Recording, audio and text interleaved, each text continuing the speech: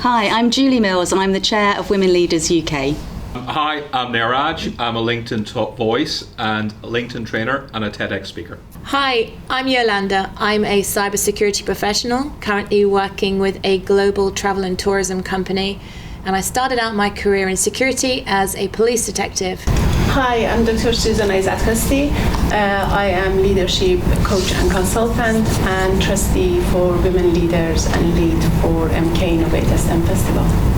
Hi, I'm Deborah Mungai. I am a techpreneur, I am a model, and with my background in cybersecurity. And yeah. Well, welcome to the fourth in our series of podcasts, the theme of which today is innovation and tech. And I am joined by an amazing panel of people with such varied background in the tech sector that I think you're going to really enjoy our conversation. So without further ado, let me start by introducing you all to Yolanda. Yolanda, can you tell us a little bit about yourselves? Well, I was just telling Deborah, actually, I was an international DJ. I was DJing in Barbados, and I thought I needed to do something where I needed to grow up a little bit. I was having a lot of fun.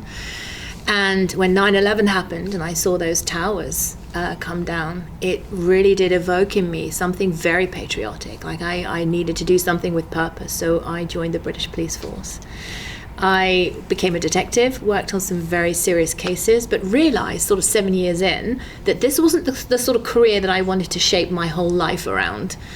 And I started to go into physical security. I worked for some great companies like Facebook and Google, and worked across the British film industry's portfolio in London. And then I realized, well, actually, I don't really feel like I'm using my brain enough. So I went into cybersecurity, and I did a lot of study, a lot of hard work, and I also produce a security podcast now too.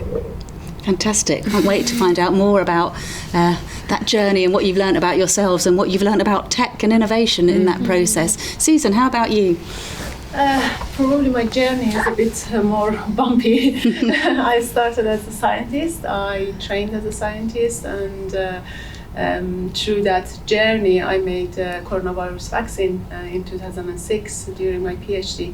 When I finished my doctorate, I worked years in pharmaceutical companies and in vaccine development, then decided to go to commercial side of the biotech companies, and I become a sales executive, then product manager for women health and cancer products, which I could work with healthcare organization around the world in Middle East, Africa, Europe, and I could contribute a lot to the health and safety of the patients for testings, and which is I'm quite proud of that, and decided, seeing a lot of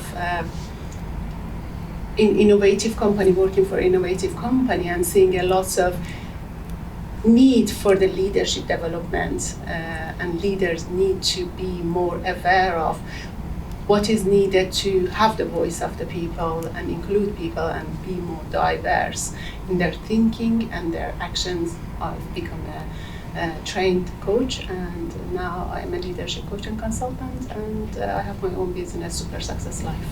Brilliant. Thank you so much. Again, can't wait to find out more about that journey. And already I think we're hearing the themes of innovation and changing. Deborah, I'm going to come to you. You're at a different stage to your career to some of us around the table, but tell us about your journey. I would say I'm quite new to my career, started recently, so I don't really have much, but I have always been passionate about computing. I've always been rebellious. I've always been wanting to do big things and always wanting to do just big things and more innovative things. So I went to school and did cybersecurity. That is what I really enjoyed. And apart from that, I also was in the marketing space and loving to be a person of voice and use my voice to speak. And so I got myself into marketing, and that is currently where I'm still standing at. So yeah. Fantastic. And it's a lesson in life, but you don't need to undersell yourself, Deborah. You're amazing, and we are delighted that you are here with us today to share your insights, which are going to be really different from ours, which is just fantastic. Thank you so much. And Niraj, I know one of your kind of not guiding principles. One, you said we're all in sales, whether or not we want to. And it's been interesting to hear already, I think, how important it is that message about knowing what you want and getting it. But tell us about your career. Certainly, I spent my entire career in sales, working in London. I lived in Milton Keynes, worked in London, and in 2018 I had enough of travelling around the world, which was a great experience, not great for family life, and then I went through a horrendous divorce, and then had lockdown. And then in lockdown, my client said, sorry, we have no money, and that put me in a very difficult position. And sadly, I didn't really cope with life, because divorce, lockdown and losing your business, it will do that to you mentally. It kind of knocked me off balance. So I actually went back to Northern Ireland temporarily, lived with my parents just to recover and rebuild. And during that time, I started writing about my story on LinkedIn, the story of how I had success and lost it all, the story of starting your life in your late 40s. As a man, it's so difficult. How do you rebuild, and how do you form friendships, and how do you deal with the shame of losing everything? And all of a sudden, I went from being a nobody to going viral. And all my audience became women, which again I wasn't expecting. And most of my clients are women, which again I wasn't expecting. And I work in the tech industry teaching people how to use LinkedIn better, how to tell their authentic story better, how to be their authentic self, but also how to sell with integrity. And I'm very fortunate, and I still come back here all the time because I'm ambassador for Milton Keynes Hospital. I do all my charity work in Milton Keynes, and of course my daughter lives here as well. Yeah. So I still come back here all the time anyway, and I still consider it my home. Yeah. Fantastic, and I think the four of you are such a great example of the amazing people we have in Milton Keynes, or that really feel that it's part of their world and part of their life. So yeah, great that you are here showing us how inspirational Milton Keynes is and the inspirational people within it. I'm quite interested, and you mentioned there, Niraj, that most of your clients are now women in that tech world that you're in, and I'm quite interested to get your sense from the panel as to, is tech different for women than it is for men? Susan, what about your experience in that kind of broader STEM sector? Is it a different place for women? I think because I came from the science background, in science we have more women than men, and probably because it's a softer part of the STEM, or science and technology and engineering. But I can say they've been more proactive than women, definitely. We had more managers, leaders, vice presidents, men than women, and it was quite interesting. I never think about it when I was in corporate, but now I'm just came out and I'm doing trustee for women leaders, as well as working with lots of women, and I can see where are the gaps and how I can help to close that gaps, which is we do MK Innovates STEM Festival to help girls to join STEM more and more, because we know girls, they are scared of that because they think it's not very girly. They have to wear lab coats instead of being in fashion, but when they see and we become role model for them to see it's possible. You can have your life, your hobbies, and what you love and what you love to do, and be yourself and be authentic and do and be in technology. That's what we want to promote. Yeah, really fascinating that concept that you don't see it when you're in it. Yes. You don't realise that actually there are differences, and people have opportunities for different things, and you're just not aware of it, and you just accept it, I guess, up to a point. Now, the security industry appears to be male dominated. Is that true? Yeah, very much so. In fact, I don't know why I keep doing this, but even when I was DJing, there were no women around, and I knew of one woman and we never met, and she was a great DJ. And now there are loads of great women DJs. And when I joined the police, I was one of 7% of women in the British police force, which I really hope has changed now, because I left in 2009. And when I went into the physical security space as an SIA licensed security professional, I was one of 10% of women with a license badge. And then in cybersecurity, I mean, the figure is really changing because we now know there are so many roles for women. And I always say to people, cybersecurity isn't about wearing a hoodie and being in a dark blue room. There's so many women now going into governance, risk, compliance, data management, data privacy. And let's face it, we're there to protect the data. But when I go to job interviews, and I had one last year, which is very relevant to talk about, I was asked by the CIO of a business, a very reputable business, to give her an example in the interview where I'd failed. And I said, I was 7% in the British Police Force, I was a 10% license holder, and I said, I'm now in sort of 7 to 13% of women in the cybersecurity leadership role. You want to ask me where I failed? You can't fail when you are in the minority. Because the minute you do, you get labelled. You have to be always better than everybody. And have you seen it change since you've been in the sector?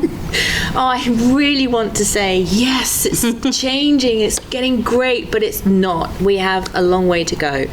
Where I see the big impact is seeing women working together more. So they're joining together, they're collaborating, they've got groups, they are bringing networking opportunities and things together. And we're creating a force of voice that we didn't have before. So this is where I see the change. And we want to encourage other young women, and certainly next generation. We're at that age now where we want to leave the ladder down for other young women to look at our industry and say, this is something I feel I can be a part of and have a voice in. Okay, that's interesting. And I'm sure there's something about role models as well, kind of in the same way that when you're in it, you don't see it. If you don't see people like you in it, you don't think there's a place for you. I think, you're joining the workforce and have joined the workforce at a very different period of time to me in the 1980s. What do you think, what's the attitude of younger people joining the workplace, Deborah, in terms of that? Do you expect it to be different for men or women?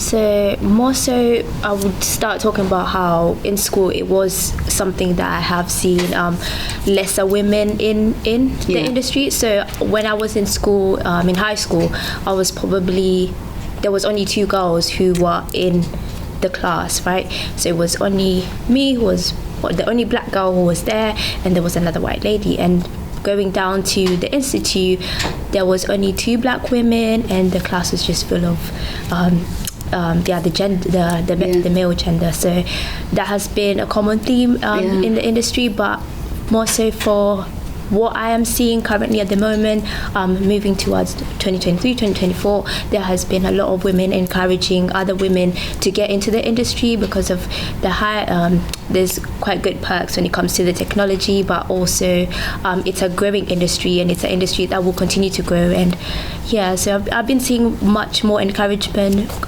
compared to how it was way before. I'd say before lockdown, I was encouraged by my mom to do it. That's how I got into technology. I don't think if my mom would have encouraged me, I don't think I would have gone into it. But the more that I see other role models who are in the industry, the more I'm encouraged to join in the industry. So, and you see more role models like on social media and on other platforms? I do see quite a lot on TikTok, and they kind of mentor you in a way. They kind of show you, okay, this, if you want to get into this role, maybe start on this role, and you can either progress from there, or this is the kind of qualifications that you would need to get into this certain industry. So it has been quite a bit more encouraging, but as Yolanda said, we still have a long way to go. So I think it is encouraging though, isn't it, that actually generations are focusing on the next generation and thinking about what they can do to facilitate it and try and speed up change, I guess. We have a responsibility to do that, 100%. And I wished the ladder had been left down better for us. So I think we have to pay it forward. Yeah, interesting. I think, Niraj, I saw that did you say 80% of your clients are women in terms of that coaching world? So, I mean, and you've already said that surprised you, that that was where your client base was coming from. Have you learnt anything from that? Are there any qualities or behaviours you think that women typically don't do or do that are barriers? Majority of women I work with are very smart and successful, but almost all of them has imposter syndrome, which surprises me. And they feel a lot of the time they're not good enough. even though they are. And when it comes to roles, especially in the tech world, I see a lot of men going for roles they're really not qualified for. And I see a lot of women holding back on going for roles they're overqualified for because they don't appear too ambitious. Because sometimes a woman is very smart, men get offended, and they're scared of saying the wrong thing sometimes for how they're going to be perceived. Because I hear this every single day, every single day. And what I see is, what I love about Milton Keynes, there's so many things I love about Milton Keynes. But when I see people like you, Shalom Lloyd, Jan Flon, Melanie Beck, with your OBEs leading the way forward, that is so inspirational for the next generation. I mean, Susan, you made some kind of dramatic changes in your career too. Any imposter syndrome along the way? I think all of us, we have some point of our life, and if we say no, we lie, but it helps us to become a better person and who we are today. I think a little bit of that is okay, and it's help us, it's like a stress, a little bit of that is help us to go for the big leap. But if we do have a lot of that, maybe it's just disable us and doesn't do any good. But I go to Deborah's, having the parents and people in the early time of your life helping you. My father was a very successful leader, and he used to encourage me, you can be anybody you want to be, and do anything you want. And I had confidence from very early, young age, and I think I was more confident than everybody else in the class, in the university, everywhere I've gone. That's helped me a lot, and I really encourage, and one of the things we want to work together is a social mobility in STEM and improve that, and we want to work with parents to encourage parents and change the mindset of the parents, how they help and support their children to from the early age to have that confidence and what they want, and if they are good at something and they have talent, support them rather than say there is no money in science. Look at us. We lived our best life, and I think it depends to how you look at it and how you proceed. And the other thing is role modeling. Role modeling came out a lot. Surround yourself with a good company, with cheerleaders. Those they are giving you that confidence and positivity to be a better version of you. Because we all have a lot of strengths, and we forget and we focus on our weaknesses. Our weaknesses is going to be faded when we work on our strengths, which is natural. I'm just having a massive wave of parental imposter syndrome now, because you've all reminded me of my son, who's now 38, unbelievably, is we used to, and daughter the same, we used to say, oh, you can do what you like, anything, everything is possible, do what you want, what do you want to do, we'll support it, whatever you do. And he said to us when he was about 25, I just wish you'd told me what to do. Isn't that terrible? Anyway, it wouldn't have worked if we had, but now he appreciates it. But yeah, a big wave of imposter syndrome there that I failed him came over me, but I'm going to park it. I'm surrounding myself by cheerleaders this morning, so that's that's really lovely. Thank you. I mean, what I'm hearing from all of you in terms of your use of language and words, so I'm hearing things like authenticity, integrity, and I'm just wondering what kind of values mean to you in your lives. Have values played a part in your decision making or your careers, or kind of where you've got to where you are and how you make decisions now? So yeah, tell me about values, Yolanda. I think I didn't even know my own values until I saw they were being completely compromised by people outside of me. And that means, I was having to change what I felt was the right thing to do and think and say when I was around certain people. And it was only as I emerged through quite a lot of pain, actually, that I realized that actually those values are there for a reason. I feel this way for a reason. It's the right thing to feel. And so I started to project those a lot more. And that doesn't mean to say I became more popular or became more liked. That was a very difficult part in my 20s and 30s in trying to sort of navigate my own landscape of influencing people around me, colleagues and friends and whatever. And I made lots of mistakes. I was very unguided, and I was learning the hard way. But I think now, the one thing I can say, and I talk a lot to this, certainly to the next generation, is about resilience. And I think sometimes when you've got resilience, you've got everything you need, because there are so many things out there that can knock your confidence, including not having role models, not having imposter syndrome, and not having confidence, and that leading to other things like a spiraling mental health and lack of confidence. And I think if you've got resilience and you're just used to being comfortable being, let me just say that again. I tell young people now to try and get used to feeling comfortable being uncomfortable. And it's not nice being uncomfortable, but we have to understand the barometer. There's a bad and there's a good end of being uncomfortable, and it's about having those uncomfortable conversations with your children. Michelle Obama said, you have to have those conversations with your children. You have to have them in the home. You can't expect them to learn things, through peers and in school all the time. The school's not bringing up your child. You are, for example. But coming back to resilience, I think that's the one core thing principally that I've had with me through every single up and down, and it's that way of pivoting. We've talked about how we've had to rebuild and pivot, and I think that comes from a tremendous amount of resilience and saying, do you know what, I'm the only one who could put this right, so I have to do it. Yeah, interesting. Deborah, what about values for you? Are they important to you? Yeah, I think they are quite important, and going from what she said, for me, I have seen it's coming from the struggles that I have had. They kind of have shaped me to probably who I am today. Going back to what you said about authenticity, for me, authenticity is probably the first top thing that you would do as a person, as a human being. That's something that I think always comes first. It is the highest form of frequency, I would say. So it's the best way you can not just gravitate to who you are deeply inside as your higher self, but more so for other people, and that kind of attracts you to the right people and to the right audience, and to the right role, to the right career. So continuously being true to myself and continuously being true to who I am kind of pushes me more to where I need to be or where I'm going to. So yeah, thank you, brilliant, thank you, fantastic. Susan? I think authenticity is my first one, and probably or equal with integrity. Those two, I find it, without those I couldn't get where I am and help other people.